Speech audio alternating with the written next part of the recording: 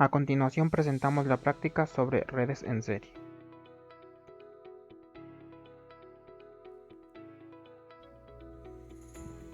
La práctica principalmente consiste en dar flujo de carga y caudal a una red en serie.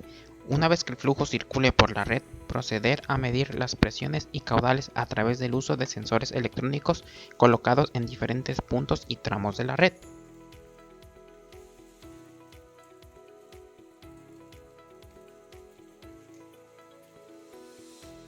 Luego podremos dar lectura de dichos valores en las pantallas en tiempo real.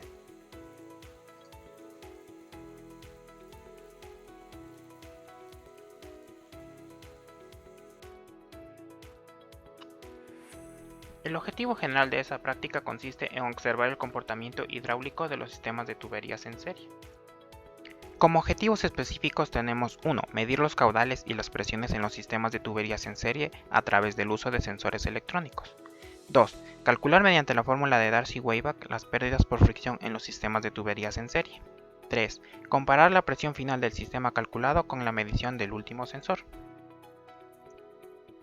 El equipo que vamos a usar va a ser el banco hidráulico de pruebas. Como instrumental tenemos los sensores de presión, los sensores de flujo, el sensor de temperatura, cronómetro, probeta, termómetro, cables de conexión, llaves de tubo, un balde y una jarra. Como materiales tenemos la malla de tuberías en serie y el agua.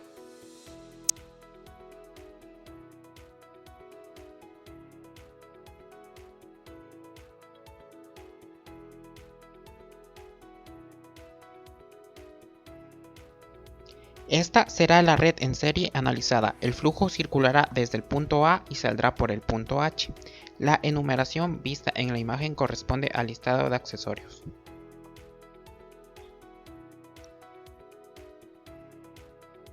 Aquí tenemos enumerado la lista de accesorios, así como los datos de longitudes de cada tramo de tubería, los cuales serán necesarios para el cálculo de pérdidas.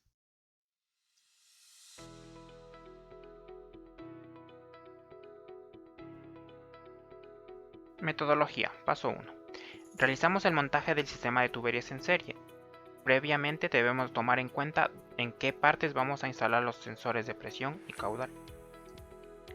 Paso 2. Instalamos los sensores de flujo en los tramos de tubería y los sensores de presión en los puntos inicial y final del sistema, además de otros puntos de interés, como cambios de dirección, cambios de diámetros, etc. Colocamos la unión universal en el extremo del sensor. Debemos tomar en cuenta la dirección del flujo que nos indica el sensor, puesto que esto afectará a la medición.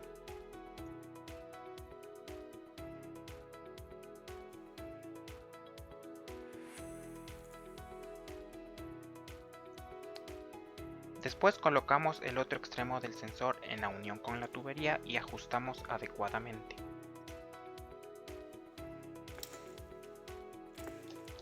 Finalmente enroscamos la unión universal procurando colocar el empaque correctamente para evitar fugas y ajustamos con una llave de ser necesario.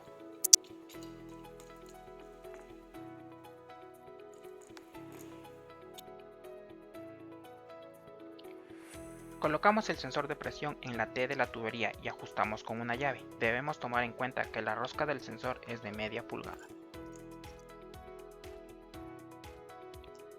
Paso 3. Procedemos a la conexión de los cables de los sensores de flujo y presión al panel de control. Dicho proceso debemos realizarlo de manera ordenada para no incurrir en errores de conexión. Desenrollamos el cable de conexión con cuidado y procedemos a conectarlo al sensor, tomando en cuenta la posición de este.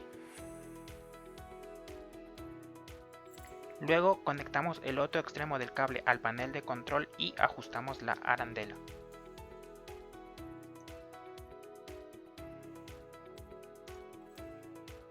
Desenrollamos el cable y lo conectamos al sensor de presión de manera correcta, fijándonos en el indicador. Luego conectamos el otro extremo del cable al panel de control y ajustamos la arandela.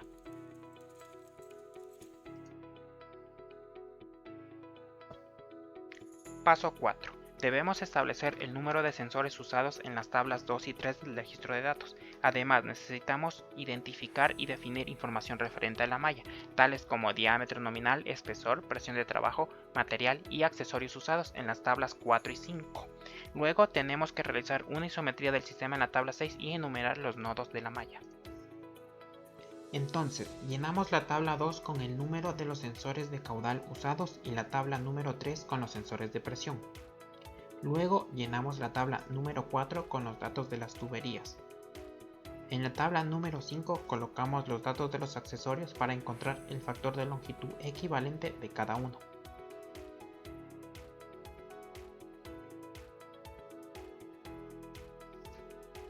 Para facilitar la lectura de los datos, realizamos una isometría clara de la red y le colocamos un nombre a cada punto del sistema.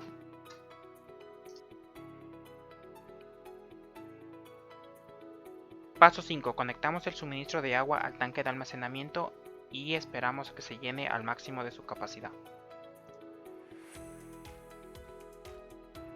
Conectamos la manguera al accesorio del tanque de almacenamiento.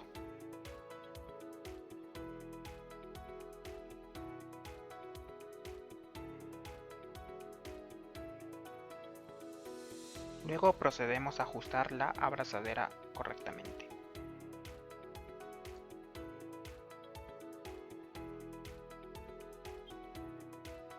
Paso 6. Conectamos la malla de tuberías al acople de salida de la bomba, con el fin de abastecer de caudal y carga al sistema.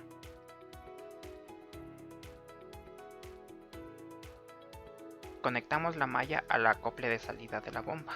Para ello conectamos la unión procurando colocar el empaque correctamente y ajustamos adecuadamente.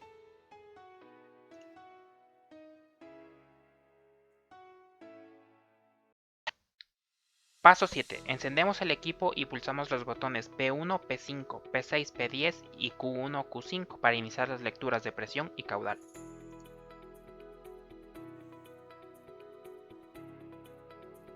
Encendemos el equipo, esperando a que las pantallas carguen correctamente. Luego, pulsamos los botones antes mencionados para proceder a las lecturas.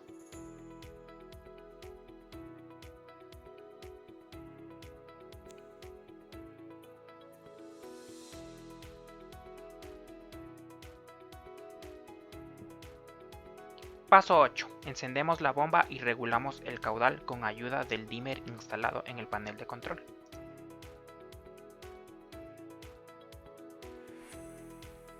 Ajustamos la potencia de la bomba con el dimmer y procedemos a encenderla. Luego, giramos la llave de paso de la bomba para dar flujo al sistema.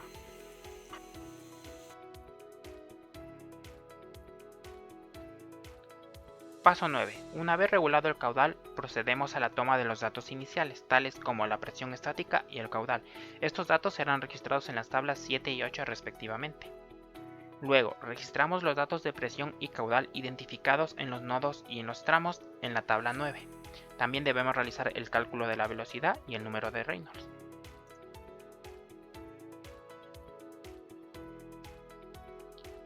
Empezamos con la lectura de datos. En la tabla número 7 damos lectura de la presión en el punto inicial A. Dicho valor de presión será nuestra presión estática para el cálculo de pérdidas. En la tabla número 8 tomamos los datos de caudal del sistema. Para ello damos lectura del dato que proporciona el sensor de caudal de media pulgada, el cual vamos a usar puesto que es el de más precisión. Ahora procedemos a la toma de datos del sistema. Llenamos las columnas de puntos, tramos, longitud y diámetro con los datos proporcionados anteriormente y damos lectura en los diferentes puntos y tramos de las presiones y caudales que se presentan por los sensores.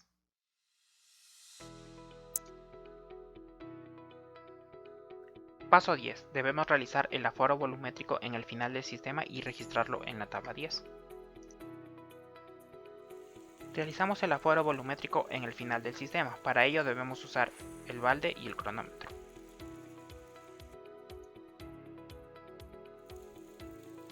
Procedemos a la cuantificación del volumen del aforo. Para ello usamos la jarra y la probeta.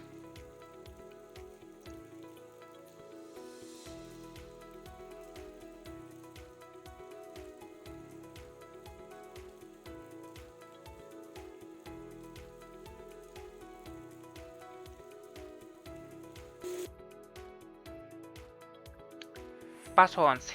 Medir y registrar en la tabla 1 la temperatura, densidad y viscosidad cinemática del agua con el sensor. Para ello lo conectamos al panel de control y lo sumergimos en el agua.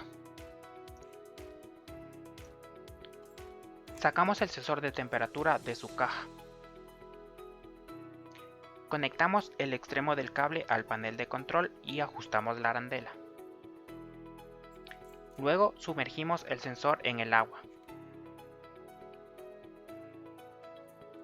Procedemos a pulsar el botón de temperatura esperando a que se estabilice para dar lectura.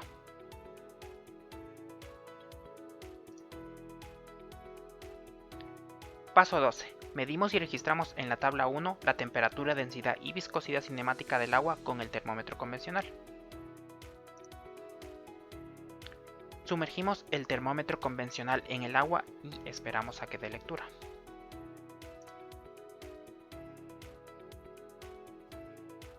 Paso 13.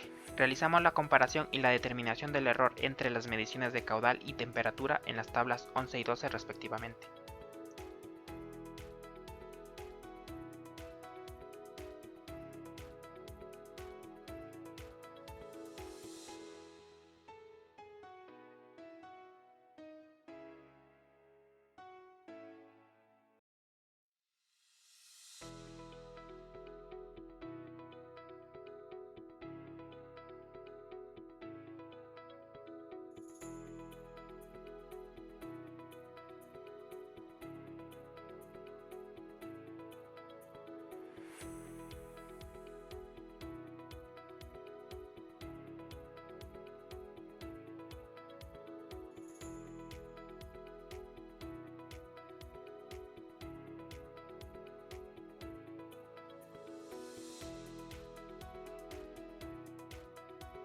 Las ecuaciones fundamentales que se van a usar durante el desarrollo de esta práctica son el diámetro interno de tubería, velocidad de flujo, número de Reynolds,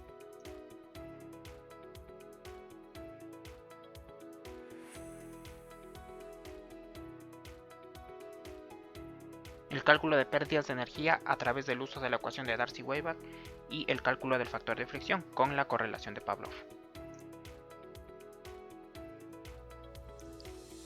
Cálculos. Realizar el cálculo de las pérdidas de energía del sistema en serie propuesto mediante el uso de la fórmula de Darcy-Weisbach.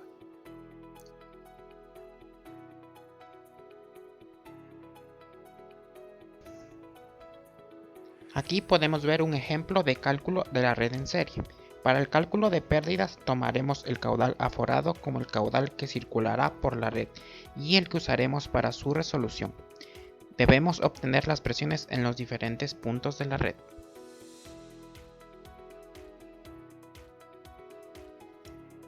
Análisis de resultados. Para el análisis de resultados deberemos comparar los resultados de presiones en los diferentes puntos del sistema, entre los valores de los sensores electrónicos y los valores que obtenemos mediante el cálculo.